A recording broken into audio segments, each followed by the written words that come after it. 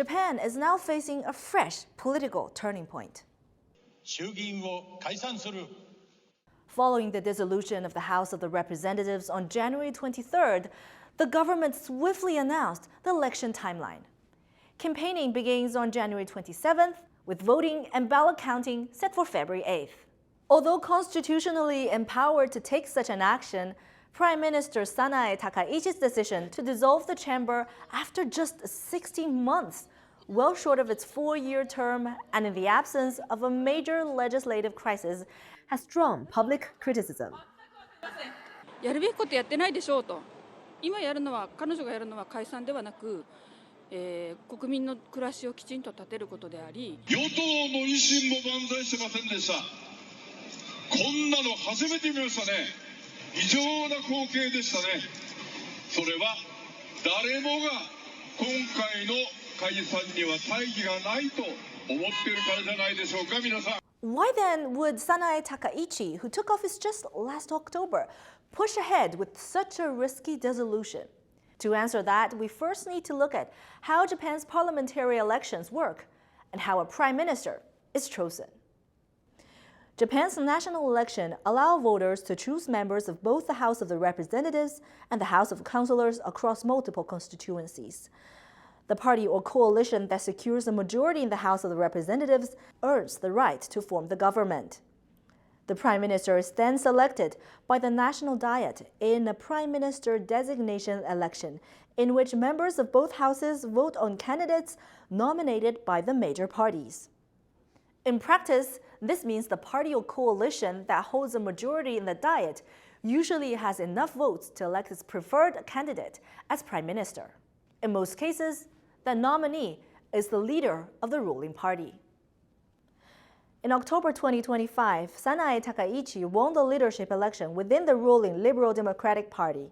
Because the LDP, together with its coalition partner, the Japan Innovation Party, held a majority in the House of the Representatives, Takaichi secured enough votes in the Diet to defeat 2 other nominees in the prime ministerial designation election, officially becoming Japan's prime minister. This brings us to the central question. Why dissolve the lower house and force an election at this moment? There are 3 main reasons behind this decision. First, Takaichi has maintained strong approval ratings and is looking to convert that popularity into electoral support. Second, dissolving the House allows her to sidestep intense questioning from opposition parties during the upcoming Diet session. Third, the timing was meant to catch the opposition off guard.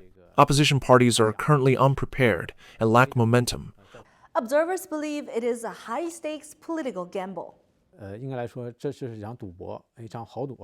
This was a political gamble. Takaichi could have continued governing without dissolving the House. Instead, she chose a risky move that puts her existing support on the line. She also gambled within her own party. The decision lacked broad consensus inside the LDP and bypassed traditional power brokers. If Takaichi wins, internal divisions may be temporarily masked but not resolved. If she loses, the move could fracture the party and potentially end her political career. And while the LDP's approval rating remains high, the power of the opposition force should not be underestimated. The key opposition force is the newly formed Centrist Reform Alliance. The bloc brings together Japan's largest opposition party, the Constitutional Democratic Party, and Komeito, a former LDP ally that recently defected. This alliance is aiming for more than a simple 1+1 effect. Komeito brings long experience in governance and a powerful grassroots organizational network, while the Constitutional Democratic Party, Japan's largest opposition force, contributes substantial Diet representation and strong labor union backing. By coordinating campaigns and uniting behind a people-first platform, the 2 parties are combining organizational strength, voter reach, and policy credibility.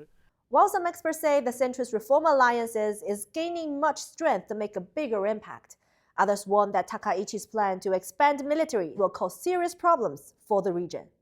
The Takaichi cabinet is currently attempting to advance Japan's military expansion.